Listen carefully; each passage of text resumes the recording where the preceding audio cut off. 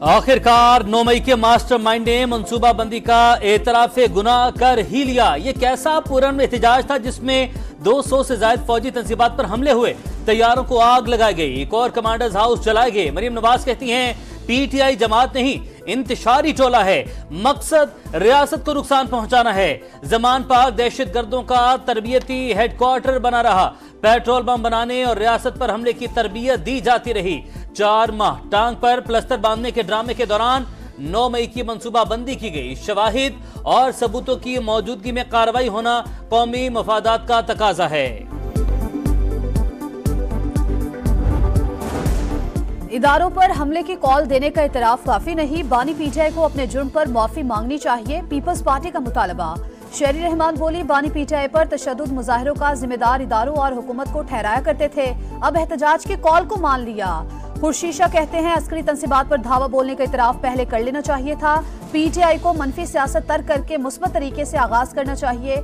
शर्जील मेमन ने कहा जीएचक्यू के बाहर पुरअमन एहतजाज की कॉल दी थी तो लोग अंदर कैसे घुसे, कराची में बसें और एम्बुलेंसेस कैसे जली। पीपल्स पार्टी किसी सूबे में गवर्नर राज को सपोर्ट नहीं करेगी, हुकूमत पीटीआई पर पाबंदी में संजीदा है तो मामला काबीना में लाए।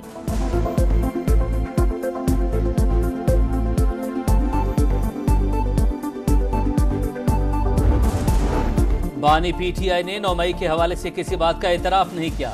सलमान अकरम राजा का दावा, इजलास में फैसला हुआ था एहतजाज वहां होगा जहां होना चाहिए, वो जीएचक्यू हो या कोई और दफ्तर। 9 मई को जो कुछ हुआ उसकी मजम्मत करते हैं।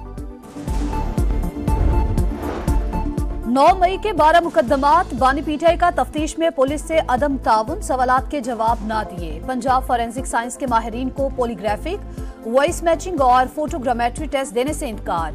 जिस्मानी रिमांड के खिलाफ दरखास्तों पर प्रोसिक्यूशन को नोटिस जारी। लाहौर हाईकोर्ट ने मुकदमात और इल्जामात की नौयत समेत दीगर तफसीलात तलब कर ली।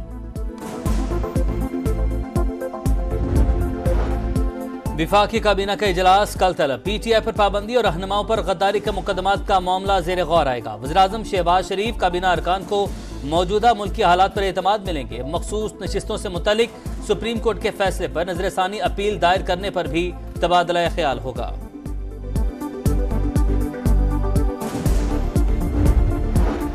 पीटीआई का पार्लियामेंट हाउस के बाहर भूख हड़ताली कैंप, अरकान पार्लियामेंट शरीक। बानी की रिहाई और मैंडेट की वापसी का मुतालबा। असद कैसर का अरकान असम्बली को हिरासा किए जाने का इल्जाम, कहा एमएनएस को मुख्तलिफ ऑफर्स मिल रही हैं, मुल्क को गलत तरीके से चलाया जा रहा है, उन लोगों को समझ नहीं है। पीटीआई वफ्द की स्पीकर अयाज सादिक से मुलाकात, अरकान कौमी असम्बली के खिलाफ मुकदमात के इंदराज और हिरासा किए जाने का मामला उठाया।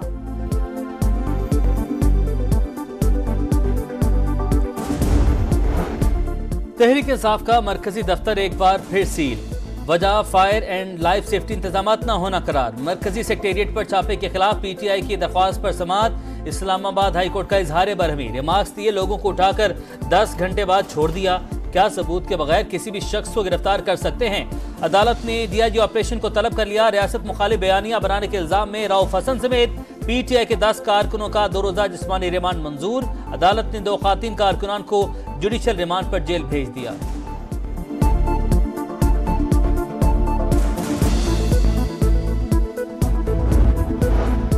नून लीग के बाद पीपल्स पार्टी ने भी मखसूस नशिस्तें पीटीआई को देने का फैसला चैलेंज कर दिया। सुप्रीम कोर्ट में नजरसानी दरखास्त दायर कर दी। 12 जुलाई का फैसला वापस लेने की इस्तदा, मौकिफ अपनाया। तहरीक इंसाफ को बिन मांगे नशिस्तें दी गईं। सुप्रीम कोर्ट का हुक्मनामा असल तनाज़े पर मुकम्मल खामोश है। फैसला आइन की तशरीह के तयशुदा असूल के मुनाफी है।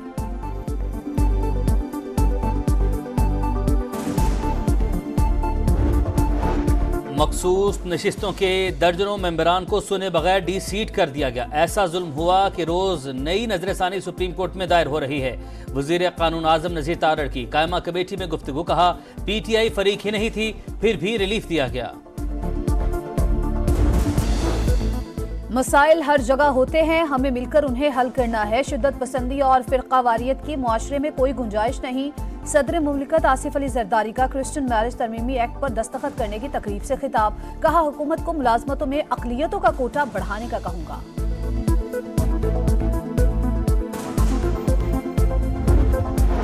वज़ीर-ए-आज़म शहबाज शरीफ की तुर्कमानिस्तान की कंपनीज को पाकिस्तान में सरमायाकारी की दावत। तापी गैस पाइपलाइन और दीगर मंसूबों की जल्द तकमील के लिए पाकिस्तान के अज़्म का अयादा।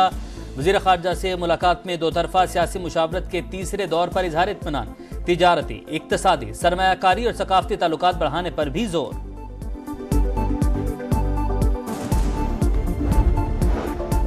पाकिस्तान और तुर्कमानिस्तान का आला सतह के मुज़ाकरात और तबादलों को फरोग देने पर इत्तेफाक। इसहाक डार की तुर्कमानिस्तान को गवादर और कराची की बंदरगाहों से फायदा उठाने की पेशकश।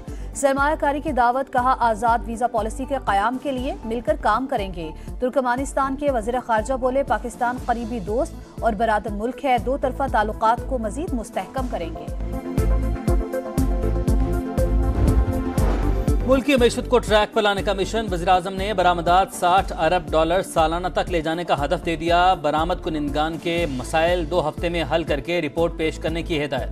वज़ीर-ए-आज़म वजारतों और ब्यूरोक्रेसी की कारकर्दगी से नाखुश। काबिल अमल तरक्याती मंसूबे बनाने की अदम सलाहियत का नोटिस ले लिया। 10 वजारतों में कंसल्टेंट रखने की इजाजत दे दी।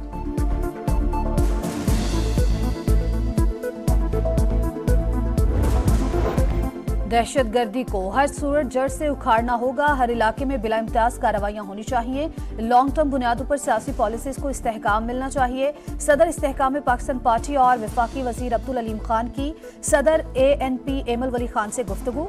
रुकन कौमी असम्बली सरदार मोहम्मद यूसुफ भी अब्दुल अलीम खान से मिले। दौरे मानसहरा की दावत दी।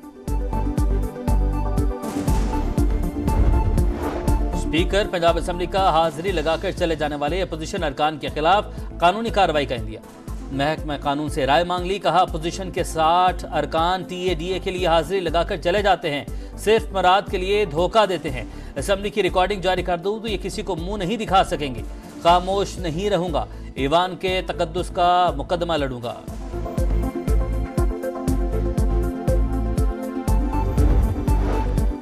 इंट्रा पार्टी इलेक्शन PTI की इजाफी दस्तावेजात जमा कराने के लिए मोहलत की इस्तदा मंजूर। बैरिस्टर गौहर बोले, पुलिस मरकजी दफ्तर से तमाम दस्तावेजात उठा कर ले गई। इंट्रा पार्टी इंतखाबात पर इलेक्शन कमीशन का कोई एतराज नहीं आया। सिर्फ चंद तकनीकी और कानूनी सवालात हैं जिनका जवाब देंगे।